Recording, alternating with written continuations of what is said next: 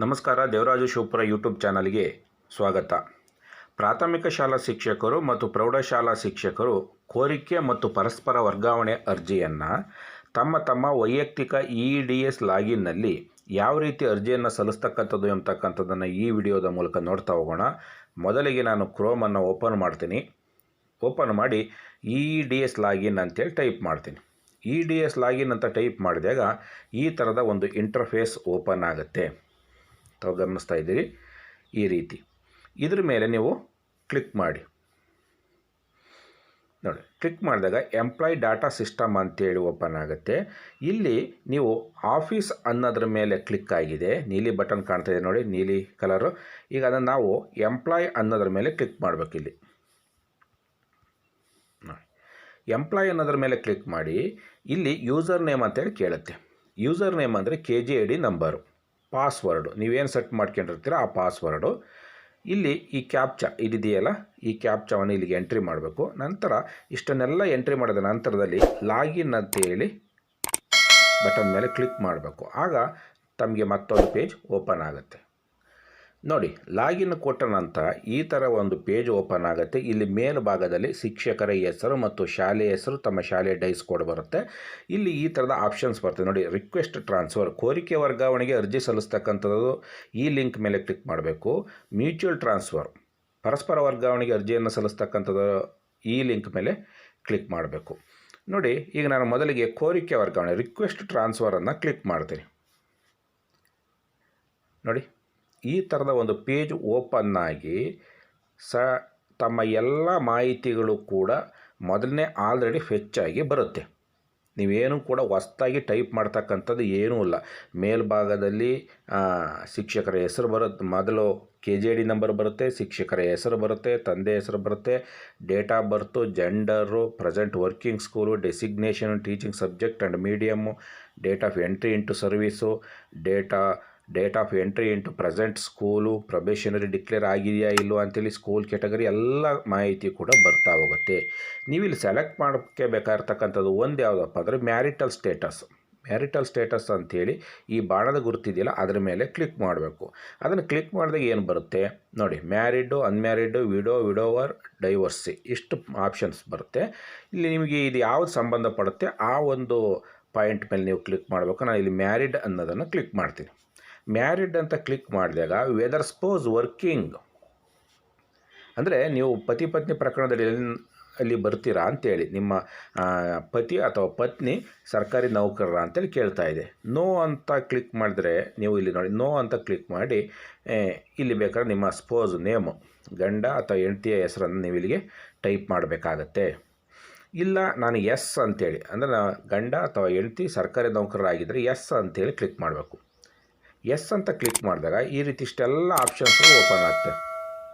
KJID number, spouse designation, working address, ಇದೆಲ್ಲ ಮಾಹಿತಿಗಳು ಕೂಡ ಓಪನ್ ಆಗುತ್ತೆ. ಇವು ಯಾವನ್ನೂ ಕೂಡ ಟೈಪ್ ಮಾಡ್ತಕ್ಕಂಥ ಅವಶ್ಯಕತೆ ಇಲ್ಲ. ನೀವು ಮಾಡಬೇಕಾಗಿರ್ತಕ್ಕಂಥದ್ದು ಒಂದೇ ಕೆಲಸ. ಇಲ್ಲಿಗೆ ನೋಡಿ, KJID ನಂಬರನ್ನು ಒಂದನ್ನು ಎಂಟ್ರಿ ಮಾಡಿದರೆ ಸಾಕು, ಈ 4 ಕಾಲಮ್ಮು ಕೂಡ ತನ್ನಷ್ಟಕ್ಕೆ ತಾನೇ ಮಾಹಿತಿಗಳು ತುಂಬ್ಕೊಳ್ತವೆ. ಅಂದರೆ ಆ KJID ನಂಬರಲ್ಲಿ ಇರ್ತಕ್ಕಂಥ ಮಾಹಿತಿ ಇಲ್ಲಿಗೆ ಫೆಚ್ ಆಗುತ್ತೆ. ಹಾಗಾಗಿ ಸ್ಪೋಸ್ KJID ನಂಬರನ್ನು ನೀವು ಎಂಟ್ರಿ ಮಾಡಬೇಕು. ನೋಡಿ, KJID ನಂಬರ್ನ ಎಂಟ್ರಿ ಮಾಡಿದ ತಕ್ಷಣ KJID ನಂಬರು, ಅವರ ಹೆಸರು ಬರುತ್ತೆ, ಆಮೇಲೆ ಯಾವ PSನ GPT ಅಂತ ಬರುತ್ತೆ, ನಂತರ ಶಾಲೆ ಹೆಸರು ಬರುತ್ತೆ, ಜಿಲ್ಲೆ, ತಾಲೂಕು ಮಾಹಿತಿ ಎಲ್ಲ ಬರುತ್ತೆ. ಮತ್ತು ಇಲ್ಲಿ ಸ್ಪೋಸ್ ಡಿಸ್ಟ್ರಿಕ್ಟ್, ಅವರು ಯಾವ ಡಿಸ್ಟಿಕಲ್ಲಿ ಇದ್ದಾರೆ ಅಂತಕ್ಕಂಥದ್ದನ್ನು, ತಾಲೂಕನ್ನು ನೀವು ಸೆಲೆಕ್ಟ್ ಮಾಡಬೇಕು.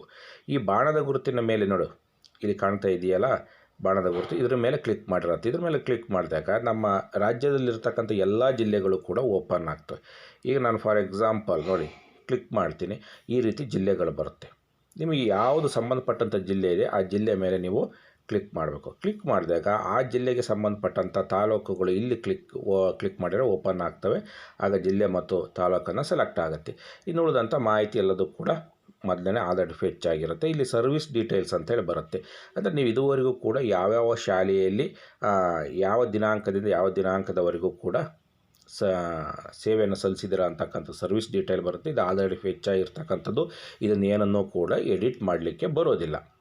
ಇಲ್ಲಿ ಝೋನ್ ವೈಸ್ ಸರ್ವಿಸ್ ಎ ವಲಯದಲ್ಲಿ, ಬಿ ವಲಯದಲ್ಲಿ, ಸಿ ವಲಯದಲ್ಲಿ ಎಷ್ಟು ವರ್ಷ ಸರ್ವಿಸ್ ಮಾಡಿದ್ದೀರಾ ಮತ್ತು ಟೋಟಲ್ ಸರ್ವಿಸ್ ಎಷ್ಟು, ಅದಕ್ಕೆ ಸಿಕ್ಕಿರ್ತಕ್ಕಂಥ ವೇಟೆಡ್ ಸ್ಕೋರ್ ಎಷ್ಟು ಅಂತಕ್ಕಂಥದ್ದು ಈ ಒಂದು ಮಾಹಿತಿಯಲ್ಲಿ ಬರುತ್ತೆ.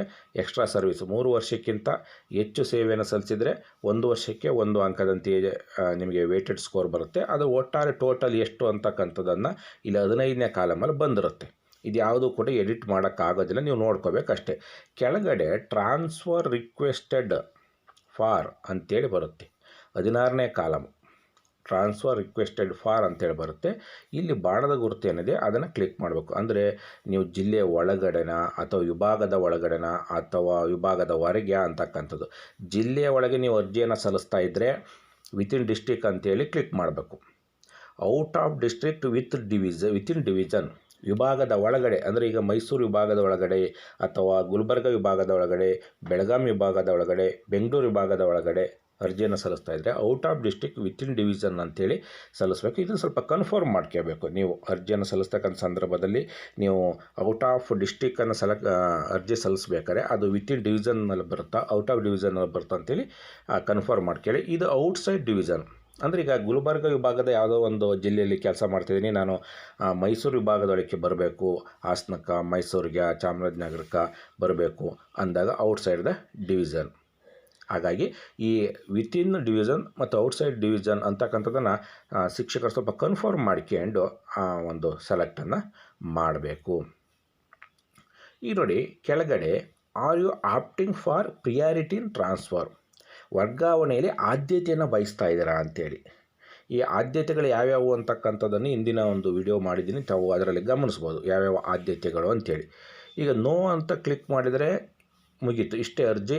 ನೀವು ಕೆಳಗಡೆ ಇಲ್ಲಿ ಈ ಬಾಕ್ಸ್ ಬರ್ತಲ್ಲ, ಇದನ್ನು ಕ್ಲಿಕ್ ಮಾಡಿ ಸಬ್ಮಿಟ್ ಕೊಡ್ಬೋದು. ಒಂದು ವೇಳೆ ಆದ್ಯತೆಗಳಿತ್ತು, ಎಸ್ ಅಂತೇಳಿ ಕ್ಲಿಕ್ ಮಾಡಿ. ಎಸ್ ಅಂತ ಕ್ಲಿಕ್ ಮಾಡಿದಾಗ ಇಷ್ಟು ಆಪ್ಷನ್ಸ್ ಓಪನ್ ಆಗ್ತದೆ. ಎಷ್ಟು 5 ಆದ್ಯತೆಗಳು ಇದ್ದಾವೆ. ಯಾವ್ಯಾವುದು? ಗಂಭೀರ ಕಾಯಿಲೆಗಳು, ವಿಕಲಚೇತನ ಶಿಕ್ಷಕರು, 12 ವರ್ಷದ ಒಳಗಿನ ಅವಲಂಬಿತ ಮಕ್ಕಳುಗಳು, ಸೈನಿಕ ಪ್ರಕರಣಗಳು, ಪತಿ ಪತ್ನಿ ಪ್ರಕರಣಗಳು. ಇದ್ರಾಗ ಯಾವುದು ಸಂಬಂಧಪಡುತ್ತೆ ಅದರಲ್ಲಿ ಈ ಬಾಕ್ಸ್ಗಳಿದಾವಲ್ಲ, ಎಸ್ ಅನ್ನೋದ್ರ ಮೇಲೆ ಕ್ಲಿಕ್ ಮಾಡಬೇಕು. ಈಗ ನಾನು ಪತಿ ಪತ್ನಿ ಪ್ರಕರಣದಕ್ಕೆ ಎಸ್ ಅಂತೇಳಿ ಕ್ಲಿಕ್ ಮಾಡ್ತೀನಿ. ನೋಡಿ, ಎಸ್ ಅಂತ ಕ್ಲಿಕ್ ಮಾಡಿದಾಗ ಇಲ್ಲಿ ಚೂಸ್ ಫೈಲ್ ಅಂತೇಳಿ ಬರುತ್ತೆ.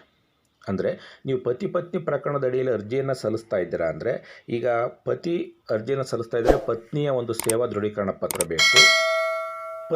ಪತಿ ಸಲ್ಲಿಸ್ತಾ ಇದ್ದರೆ ಪತ್ನಿಯದು ಬೇಕು, ಪತ್ನಿ ಸಲ್ಲಿಸ್ತಾ ಇದ್ದರೆ ಪತಿದು ಸೇವಾ ದೃಢೀಕರಣ ಪತ್ರ ಬೇಕು.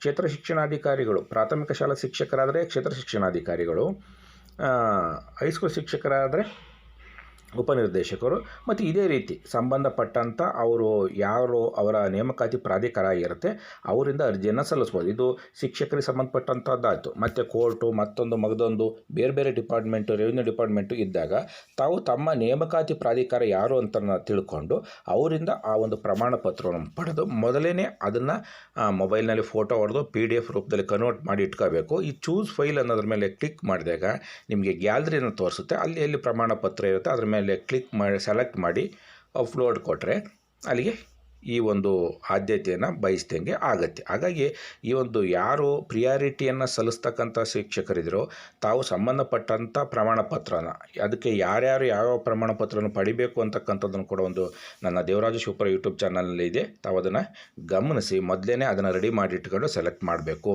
ಯಾಕೆಂದರೆ ಯಾರೇ ಈ ಆದ್ಯತೆಯನ್ನು ಬಯಸಿ ಅರ್ಜಿಯನ್ನು ಸಲ್ಲಿಸ್ತಕ್ಕಂಥವ್ರು ಕಂಪಲ್ಸರಿ ಆ ಪ್ರಮಾಣ ಪತ್ರವನ್ನು ಅಪ್ಲೋಡ್ ಮಾಡಲೇಬೇಕು ಅರ್ಜಿಯನ್ನು ಸಲ್ಲಿಸ್ತಕ್ಕಂಥ ಸಂದರ್ಭದಲ್ಲಿಯೇ.